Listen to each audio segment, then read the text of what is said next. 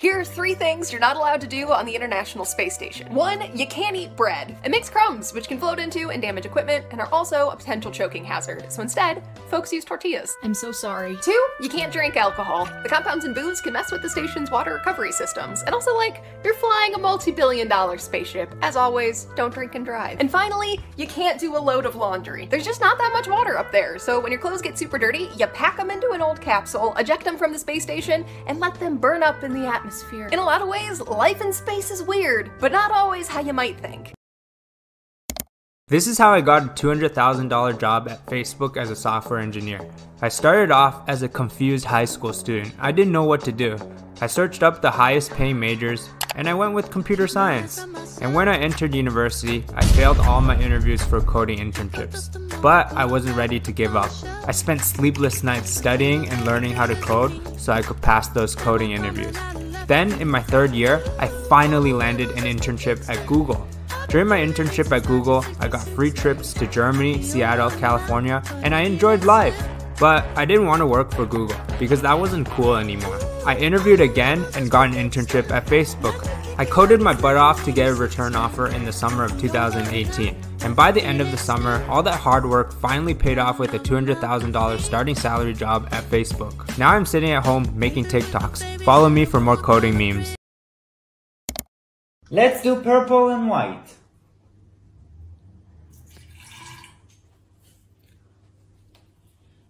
Three, two, one.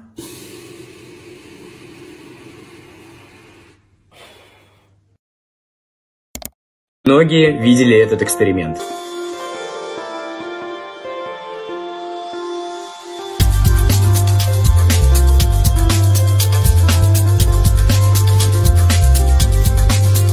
Вы можете повторить его и дома. Для этого вам понадобится уксус, смешанный с мылом, и добавим немного соды. А далее от вас потребуется либо огромная любовь к уборке, либо как можно быстрее свалить. So a few people have asked me, hey, how long does it take for a glass of water to freeze outside? Like, I don't actually know. So I've got my fancy Antarctica wine glass, because I'm fancy. It's about 92 below Fahrenheit outside. Let's see what freezes first, the glass, my camera, or me. All right, we're coming up on 20 minutes. No, it's not frozen. You can see water kind of moving around in there. Just in case you guys thought I was lying, here's the thermometer. I guess it's not 92. It's only negative 86. Ha! Toasty. All right, 35 minutes. It's got to be frozen now, right? I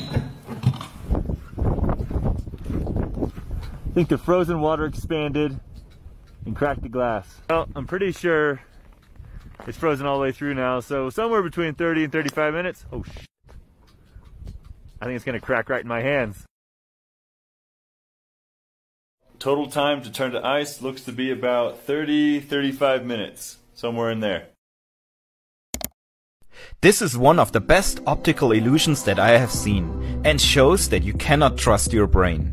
The circles are not moving and are also not growing or shrinking. You can test this by covering the edge of the circle with your finger, and you will see that it's not changing position. But how does it work then? Do you have an idea? Where is the biggest bone located in your body? Like what? Like what though? Like what? Like big as in, so big as in heavy or big as in size? Because this is longer than man's skull.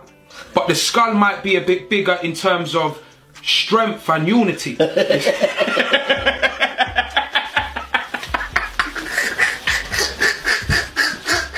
So what? I can't say now the part of the body the bone's in. I'm sorry. Sorry. But I'm not really a bone man like that. I don't. You get me? It's a bone man. What the grade that you're going into says about you. Part 1, let's go. If you're going into 8th grade, you're lucky as hell, not gonna lie. You're basically the top dog in middle school. Hey, but don't get carried away. You still little bro. Yeah, that's right, little bro. You still little bro to my eyes. You can try that shit with a 7th grader, but don't be trying that shit with me. No cap. Hey, but low-key, middle school be active. Well, at least during my middle school years. Can't say the same for you, though. No cap. If you're going into the 9th grade, don't even say shit to me. Your graduation year is 2025. Countdown bad tremendous. And then y'all be walking into 9th grade, thinking you fresh as hell, like you cute. Nuh-uh, buddy. That's just the beginning of where your puberty starts. But trust me, that glow up won't be hitting junior year, no cap. If you're going into senior year, you've been through it for real. The struggle, the glow up, everything. You know, I've always been rather fascinated by Newton's first law, which states that an object in motion stays in motion. So I'll give you an example. As you can see, I am an object because I'm a woman. This man is real, you're related to him, and he's gonna kill you. How do you like that for an intro? We're gonna be talking about the biggest chads ever to walk the earth. Those, of course, being robust Australopithecines. I'm gonna be telling you why they're sexy, how they're sexy, and how they could absolutely kill you.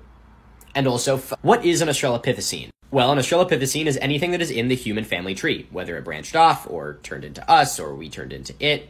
Not yet, but we'll get there. So it's pretty much all these guys, regardless of their genus or species. So for the two of you watching who believe in that little thing called science, this is our family tree. We are right here, Hominy Entrophensis is there, and then we got all these people branching off. But down here, our tree split. And you'll notice this side. On this side, we have our robust Australopithecines, while these are gracile Australopithecines. The reason that they have these names is because these were gracile and these were robust. I really don't know why you think this has a really complicated explanation behind it. There were 3 types of robust Australopithecines. First, we're going to talk about the most boring of them, Paranthropus aethiopicus. He lived about 2.5 million years ago, and he really chilled out in Africa until a bunch of homos showed up and iced him. Seriously, a bunch of our ancestors fucking ate him out of house and home. God, this is just getting worse the more I talk. The reason he's the most boring is because we've only found 3 of his remains. We found 2 pieces of jawbone and 1 piece of femur or tibia or something, which is really not a lot to go off. But then we got this guy. This is Paranthropus boisei, and he is sick. He died out about 1.1 million years ago, meaning that he really didn't die off all that long ago in the grand scheme of things. And I mean, look at that skull. Is that not robust? Then at our very top of the list is the appropriately named Paranthropus robustus, and boy was he. This guy lived up until less than 1 million years ago, meaning that he could still be out there right now. Okay, now that you've been introduced to all 3, let's talk about them as a whole. This is a picture of Paranthropus boisei reconstructed, by the way. There are many things we know about the Paranthropus genus. For example, they exhibited a very high level of sexual dimorphism, meaning that the males were a lot larger than the females. Each one of these species was also only found in Africa, meaning that their genus was not able to spread quite as far as the genus Homo was, for example. We also know that they were rather small, with their males standing at about 5'4". For all you communists out there, that's about 1.6 meters. That was a joke. But probably my favorite part about them is this. This, to be more specific. That little ridge is called a sagittal crest. This was not some weird horn that was developing. It was not some sort of combat weapon. And it wasn't some sort of defense. What this was an anchor. It was developed because every single member of this genus had such unbelievably strong jaw muscles that their skulls needed to become longer so that they had a space to attach all of the muscle to. It has earned them the nickname the human nutcracker. This guy could eat you. On top of this, their accentuated cheekbones also acted as an anchor point for even more muscle for their jaws. And their teeth were enormous. As you can see here, their front teeth were rather small. But what they lacked in the front, they made up for in the back, with their molars and canines being gigantic. And by analyzing bone structure, archaeologists were able to learn that these adult molars grew in at about 2.5 years old. Oh my god. There's also a lot of debate about whether they should be in a different genus, but I don't even want to talk about that because it's boring. So the moral of the story is this. If you had to fight this archaic short king, he would rip your face off.